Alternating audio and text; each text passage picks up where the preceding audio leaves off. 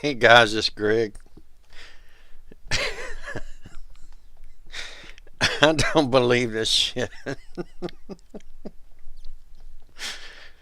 Oh my god. Some of you probably already know about this. This guy's 30 years old. His parents had to go to court to evict his ass out of their house. And he's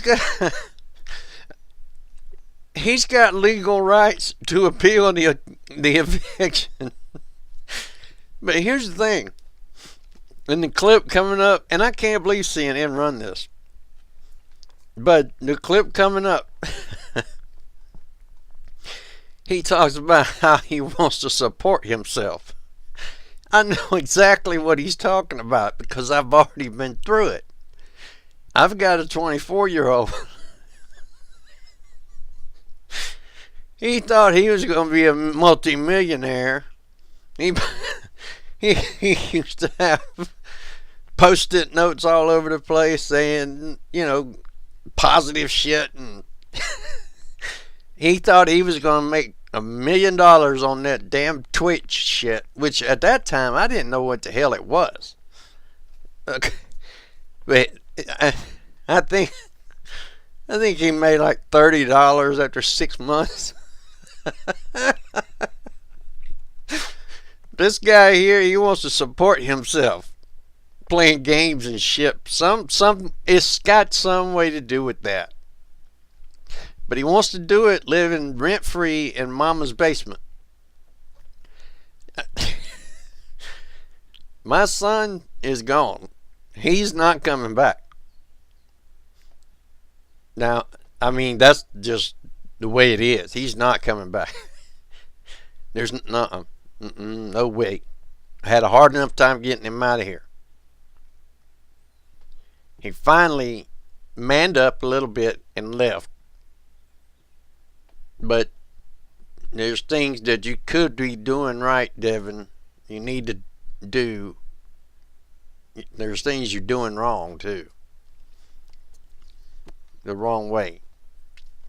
But I'm proud of the way you're doing. Alright, with that said, in case he watches. Oh, God, I can't believe this. Had to evict him. Gave him money and advice. Advice on how to live life. Organize your life. Sell the things that aren't important, like his stereo system and shit like that. Hell no. Alright guys, here's the clip. Oh my god, it's funny.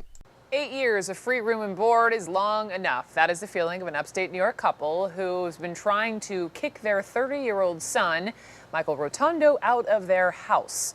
As incentive, they gave him money to get started. They even sent him several letters to vacate, but the son says he was not given enough notice.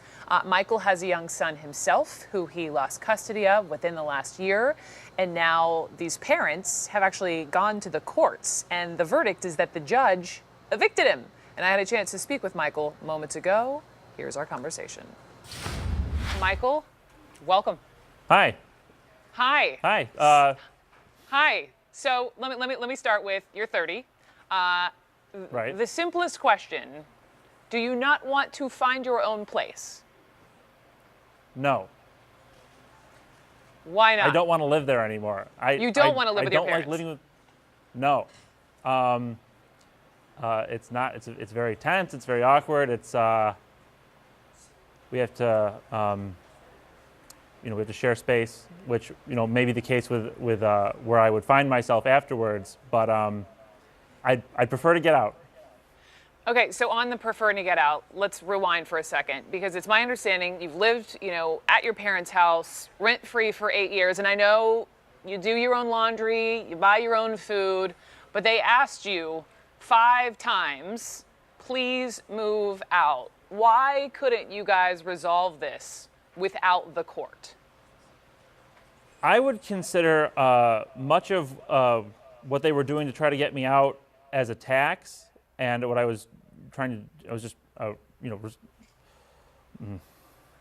trying to preserve, trying to do what's best for me, which is just, let's try to be a little more reasonable. I'll leave. I don't like living here, but I need reasonable time. And as an example of this, the first notice that I received, the February 2nd notice, was basically, you have 14 days before you're outside in the winter weather. So the first thing I did when I got that was I made sure that wasn't going to happen. I contacted the police department. I said, is this something that's, that this could happen? And they're like, no, you just call us. That they can't do that. And I said, all right. And I was like, all right. And Michael, I'm listening to you. I really am. But let me just understand, because I hear you on your parents giving you notices. The fact that you were on national television talking about moving out of your parents' house. You tell me you want to move out of your parents' house. Why don't you just move out of your parents' house, like tomorrow? I don't have the means to do that tomorrow. Okay. So, do you have a job? No. Are you trying to get a job? Because I read that one of the things your parents asked of you, there are jobs available even for those with a poor work history like you. Get one, you have to work. Are you working on that? I have plans to be able to provide myself with the income I need to support myself, but it's not something that's going to come together tomorrow. So I'm trying to do what's best for me, and I do want to leave, and I want to leave as soon as possible. But it's not tomorrow. I don't think it should have to be tomorrow, and. But you want it to be tomorrow. It just isn't tomorrow because you don't have the means yet to make it tomorrow. Here's the next thing. Right. I mean, do you? A lot of us have lived with our parents maybe a little bit longer than we wish we could. Please take a sip of your water.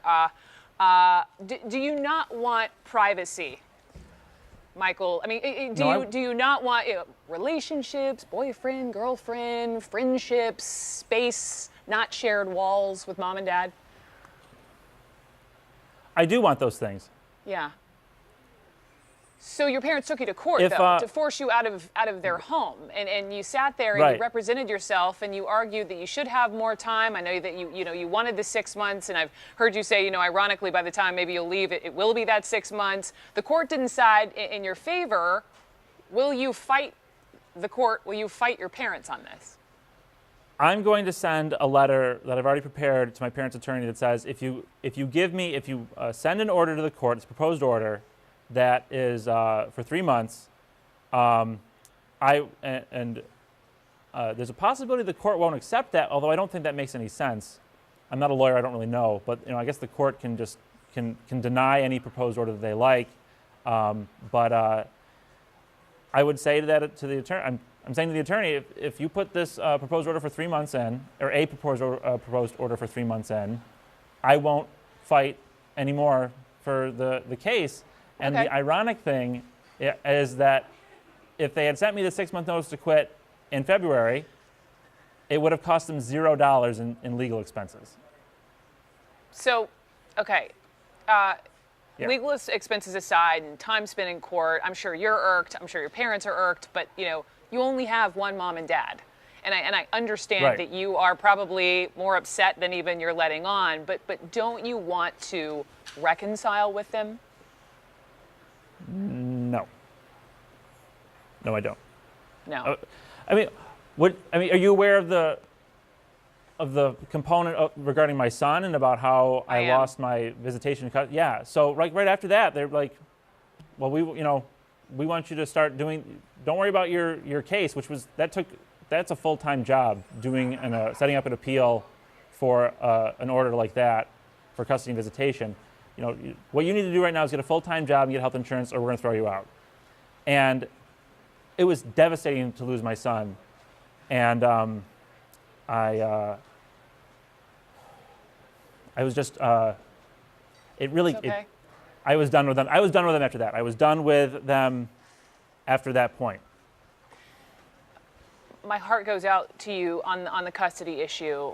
Sure, But sure. the last piece of this, though, Michael, and this is really my last question. There are a lot of people who have read about your story, and the thought bubble is what is up with this millennial generation that you guys seem so entitled.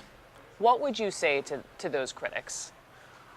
I would say that I'm really not a member of that demographic that they're speaking to, of that group. I'm a very conservative person. The millennials that they're speaking to are very liberal in their ideology. But you're 30, so technically I think you are part of the millennial generation. I don't think there's a delineation between. You're right. But when people speak to the millennials and their general nature as a millennial, they speak to more liberal leanings, in my opinion. Do you okay. disagree? I don't think it's for me to disagree. I think a millennial is a millennial is a millennial based upon the year that you were born. Okay. But I think it's totally your opinion to say, that doesn't apply to me. And with that, Michael Rotundo, I appreciate you coming on. I truly wish you the best of luck. And I am a millennial. yes, Michael. Right. Thanks. Welcome. So that was one of the more surreal interviews we've taken part of here in the last little while, but I genuinely wish him and his parents luck. Let's move on.